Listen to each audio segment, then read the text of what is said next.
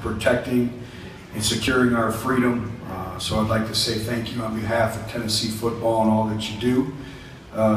Noon game, it's all about our noon focus. Our student body is the best in the country. They've been outstanding. At any time we present a challenge for them, they answer that challenge, and I'd like to challenge them to get into Neyland Stadium and help provide a great home field advantage for us, and we're going to need them, and we're one Tennessee coming together at noon. So students out there, we need you at the game, so please come and attend the game. They've been outstanding, along with our entire fan base. I'd also like to say congratulations to Jarnell Stokes and the Miami Heat, joining Josh Richardson. I think Coach Spo likes Tennessee Vols, so obviously that's great to see. But we've had a good week of preparation so far. I really like the focus that our players have had in their approach and really tightening things up in our habits and our fundamentals, our details, our execution. I thought we had one of our better Tuesday practices yesterday. Now we obviously have to have a great practice today, and but I've liked our mindset so far and moving forward. In terms of the injury front, I know you guys have been asking about Kurt Magid, and we did get back the MRI, and it's basically the status hasn't changed. It's going to be based on how his body continues to heal over the next couple weeks. Anything would be speculation to say whether he'd be able to play in the bowl game or not. We'll have to wait and see. But he is getting better, he is progressing, but it's all premature to speculate whether he'll be back or not, but he's progressing well. Kyle Phillips will be out for the rest of the season. He'll have shoulder surgery. You know, he was starting to play very, very well, but we need to get that corrected so we can move forward and get him back, because he's got a chance to be a special player, and love everything about Kyle. Ja'Shawn Robertson, right now I would say he's probably doubtful for the game. Brett Kendrick practice, was able to make it through practice, and Brett has done everything in his power to get back, and we appreciate his efforts, and we'll know a little bit more, but he did do some things in practice, which was great to see. Preston Williams will know a little bit more later in the week on how he progresses. Marquez North, I would say his status is basically day to day. Some days he feels better than others, but again, these individuals are working so hard in their recovery and working to get back, and we appreciate their efforts. Dustin. We just wanted to go back to Kyle. Obviously, he appeared in the game on Saturday.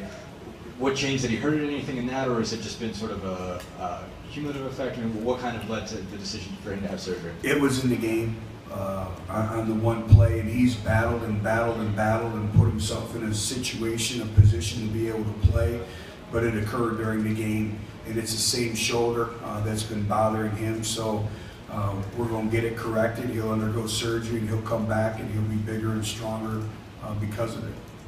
Jonathan in the front. Hey Coach, just speaking from a personal standpoint, this is a pretty stressful time. It's a semester for college students. I know you guys are all really into sports science, so I was just wondering, do you all educate your players on like kind of successful methods to like cope with stress to make sure it doesn't have that negatively impact them on the field? Absolutely. They're student athletes first and foremost, and it's staying on top, it's time management, it's investing your time, but that's a big part of it, and you're exactly right, it is an important part of the semester. And you know, as the season progresses, you cut back practice a little bit just because of the wear and tear on the bodies, but also with the academic workload as well. So we're very cognizant of that, and we talk to them about that daily. Jimmy in the front here, then Steve. Butch, as far as Ethan Wolf, he's had a limited number of catches in recent games. Would you like for him to be a part of the passing game? Yeah, you know, some defenses have really taken him out of it. Some has been kind of the situations of the game, but Ethan is a very, very good football player for us, very good receiver, has done a great job with run after the catch. He continues to get better, but he's a big weapon in our offense, and we have to continue to work to get him the football. Sometimes, you know, he may be the first or second read in the progression and he's taken away, but he's proved himself as a weapon, has done a great job. And the thing that I've been really, really pleased with Ethan, and Ethan's as competitive of a young man as we have. He doesn't say a lot, but he's a quiet competitor, and he's driven for excellence. And he's really, really worked his blocking skills. I think the last 3 weeks, he has made monumental strides in his blocking, his ability to sustain, understanding blocking angles, hands inside, elbows tight, and I've really been excited about his overall growth and development. Steve, then Rob Lewis. First, with Curt, you would say the bowl game. Is there any chance that he could return during the regular season, or would it be bowl game or nothing? I think that's a long shot, just to be quite frank with you. I don't see that happening. I think a bowl game would be where we would set our sights on, but you never know. It's basically on how the body heals, and I could be standing up here before you next week and saying he's good to go, or I could be sitting up here and saying, you know, it's not gotten any better. You just don't know. It's based on how the body heals. But Curt is doing a great job with rehab and recovery. He's been very dedicated to it. He's been very positive. So it's just really, truly a wait and see. And also just with Derek Barnett, what's been the difference you've seen in these last 4 games? What kind of sparked this late season surge again for him? I think it starts with his fundamentals. I think at times he was trying to be too perfect, where now he's much more comfortable. He's getting off the ball. He's winning the first step. He's really worked hard on his technique. I think, you know, he's been hampered by nagging injuries, and to his credit, he continues to just go and go and go, and he's got a great internal drive. And that's the thing that I said on Monday with this football team and after the game on Saturday.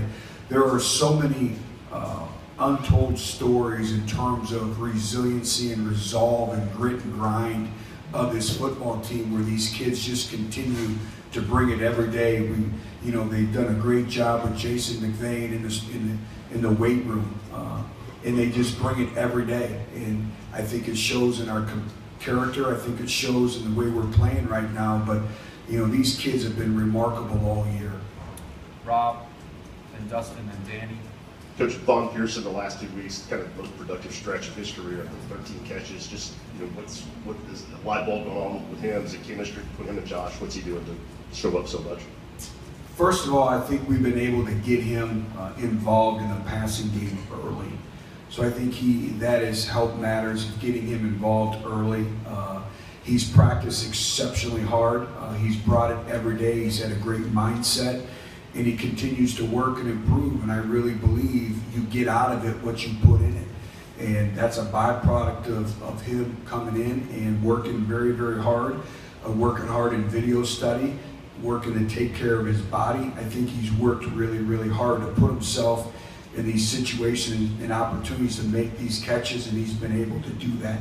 And we've needed that. We've needed a spark from him and from that group, and I think that's really helped us.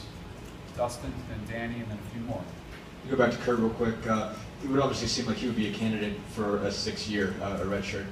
Would he want to do that? Have you talked to him about that at all? Would he want to return for a 6th season if it was possible? There's a lot that goes into it. First of all, it's not a slam dunk, and it's going to be really based on what he wants to do, and we would support him. But there's so much that goes into that decision. And I know that Curt is a very driven young man. He's very goal-oriented. He's always thinking 2 steps ahead, whether it's his career in football or whether it's his career after football. I've never been around a more mature, positive individual that has a plan for everything. Nothing happens by chance with Curt Magid. So we'll cross that bridge as we go, and we'll support him, but I know he's got a lot of plans and things that he wants to do in moving forward. Danny in the back. Coach, what's your philosophy on the end of the halves, especially at the end of the second quarter when you have timeouts, you have probably over a minute remaining like you had Saturday? I know you went for it on that first play. I know it was a fumble, kind of set you back, but in general, what's your philosophy there when you have timeouts and over a minute to go? Well, it's based on it's based on really the flavor of the game, and I mean that in terms of strategically or structurally, what's the defense giving you? So I think some of it is the defense, it's the personnel, it's the field position, it's how many timeouts the opposing team has. There's so much that goes into that decision-making process. You know, I was watching a couple games, and you know, when you're watching games and your team's not playing, you still try to coach the game, and now it's your time to kind of second guess and say, okay, I would do this, and then they play the play and this happens. And there was a couple games that were lost when, you know, I think sometimes you can be greedy in the first half and you turn the football over, or you create a short field for the opponent and they go in. So, you know, you try to look at all those scenarios that go into it. And, you know, we felt we had some good things to be able to try to come away with 3 points at the end of the first half, and then look what happened to us. You know, we pushed the pocket, and we didn't push it vertically. We got outside the pocket and we put the ball on the ground. Unfortunately, we recovered the football, or now we basically gave them 3 points. So I think it's a fine line of, you know, where you're at in the game, the kind of the flavor of the game, the defensive structure that you're facing, and does your team need momentum? If you give up a momentum play and it backfires, you know, how's that going to, you know, hurt you in moving forward?